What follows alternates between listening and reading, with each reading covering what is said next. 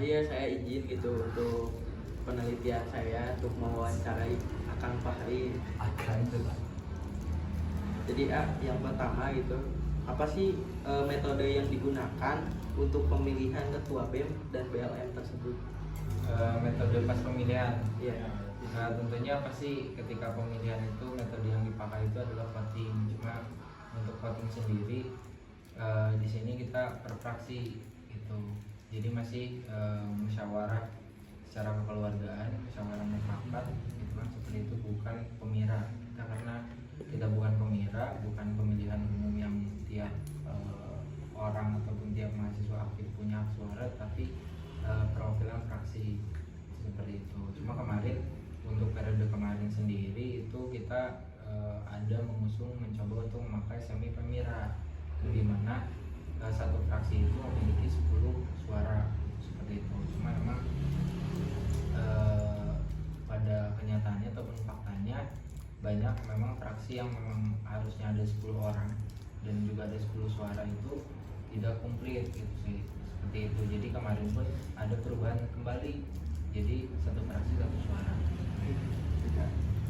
Jadi yang kedua, ini siapa sih yang terlibat dalam pemilihan ketua BEM dan BLM di FKIP ini? Yang terlibat ya tiap-tiap fraksi gitu yang memiliki hak suara.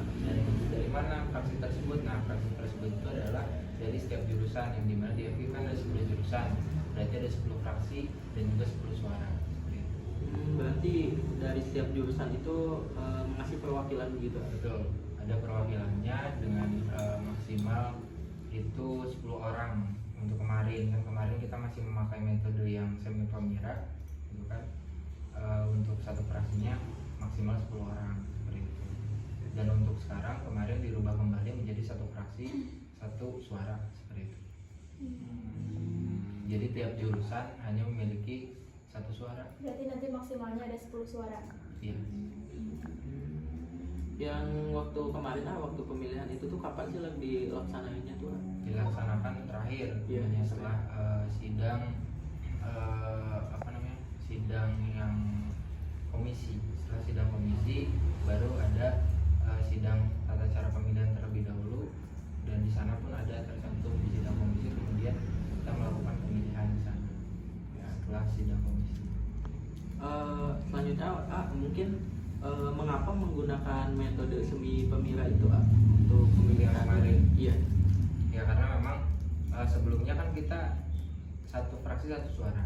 Iya. Cuma melihat iklim yang memang ada di Unsil, tentunya juga melihat dari universitas-universitas lain, kemudian juga ada beberapa fakultas lain yang di Unsil memakai pemira, seperti misalkan dari FAI seperti itu, dan juga menimbang keterwakilan daripada suara tersebut dirasa kurang, sehingga kemarin kita coba terlebih dahulu untuk semi pemira seperti itu. Untuk satu jurusan ada memiliki 10 hak suara, tapi pada kenyataannya memang tidak tidak maksimal bukan seperti itu dalam pemungutan suara tersebut, sehingga kita kembalikan lagi untuk jadi satu jurusan satu suara. Yang tahun kemarin itu di mana sih dilaksanain pemilihannya? Dilaksanakan tentunya di tempat kita melaksanakan MPM atau musyawarah FKIP, dan kebetulan kemarin kita dilaksanakannya di Gedung Mandala. Di Gedung Mandala. Kalau bagaimana gitu prosedurnya dari metode tersebut, kayak tahap awalnya? Tahap awal seperti apa misalnya? Misalnya kayak kan kalau dari persidangan kan yang pertama kita musyawarah dulu untuk menghasilkan mufakat, kalau nggak ada lobbying, kalau nggak ada lagi voting. Untuk pemilihan kalau untuk pemilihan sendiri sebetulnya kita langsung ke pemilihan seperti itu. Jadi karena memang untuk mekanismenya sendiri sudah diatur, ada gitu kan. Iya. Kalau memang tadi makanya saya bertanya terlebih dahulu apakah ini kita membahas mengenai pencalonan atau pemilihan.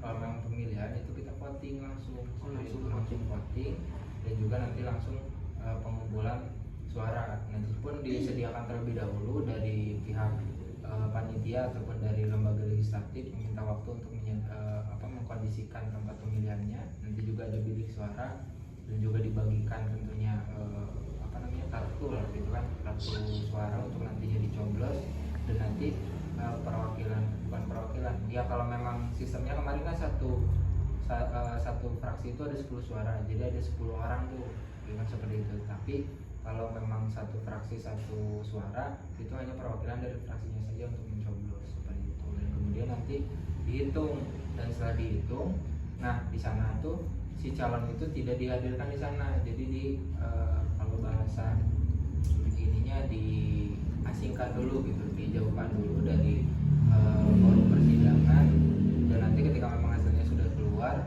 itu baru dihadirkan dan dikonsiderankan sekaligus diumumkan siapa yang memang jadinya. Nah kebetulan kemarin untuk ketua BEM sendiri itu aklamasi, jadi jatuhnya itu bukan pemungutan suara tapi pandangan umum kita pakainya seperti itu. Jadi ada pandangan umum ketika memang itu aklamasi, apakah memang ini dirasa disepakati gitu kan. Pandangan umum itu seperti itu, apakah disepakati ini yang satu orang calon ini menjadi ketua BEM atau tidak jadi. Nah di situ disepakatinya seperti itu. Sebelumnya Teteh siapa namanya? Nania. Dari Prodi? Iya, dari pendidikan Nania, dari pendidikan biologi ya. Nih, menurut Anda, pemilihan ketua BEM dan BLM FKIP sudah mencerminkan julukan keluarga mahasiswa di FKIP Universitas Siliwangi. Setuju atau tidak setuju? Tidak setuju. Mengapa? Karena kapan? Iya. Dari setiap jurusan gue, nah itu julukan Kema gitu ya. Oke, jadi Teteh tidak setuju dengan pemilihan ketua, metodenya itu sesuai dengan Kema. Ya. Pertanyaan kedua itu, pemilihan ketua BEM dan BLM FKIP berjalan efektif sesuai dengan budaya dan peraturan yang berlaku di FKIP Universitas Siliwangi. Setuju atau tidak setuju? Setuju. Mengapa? Oh, oke. Iya, tidak apa-apa. Mungkin karena Tetehnya juga masih maba ya, jadi belum tahu seluk-beluk di Universitas Siliwangi itu seperti apa. Kemudian yang ketiga, mahasiswa FKIP Universitas Siliwangi merasa puas dengan proses pemilihan ketua BEM dan BLM yang telah dilaksanakan. Jadi dengan metode itu, apakah mahasiswa FKIP Siliwangi itu merasa puas dengan hasilnya? Untuk Teteh pribadi itu seperti apa? Puas atau tidak? tidak Tidak. ya Mengapa? karena tadi Ya, oke. Kemudian sistem pemilihan yang diterapkan itu berkontribusi pada peningkatan kinerja BEM dan BLM FKIP Universitas Siliwangi. Setuju atau tidak setuju? Jadi sistemnya itu tuh sistem yang telah diterapkan itu jadi berkontribusi pada peningkatan kerja BEM dan BLM. Setuju atau tidak? Setuju. Oke, baik ya. Teh Nania ya. Terima kasih atas wawancaranya. Mohon maaf nih saya ganggu waktunya. Terima kasih.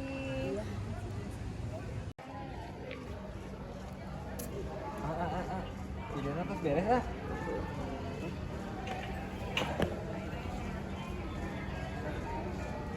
Nah, itu teman-teman dari hasil wawancara yang kalian dengar. Jadi kesimpulannya mengenai semi pemira ini sebenarnya masih relevan, diperkuat dengan angket yang kita berikan. Nah, untuk skala perbandingannya itu tidak bisa bandingkan. Solusi yang kita tawarkan adalah Pemira.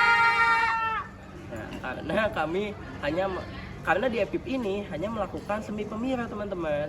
Jadi tidak adanya skala perbandingan apa kita telah melakukan pemira akan lebih baik pemira atau semi pemira.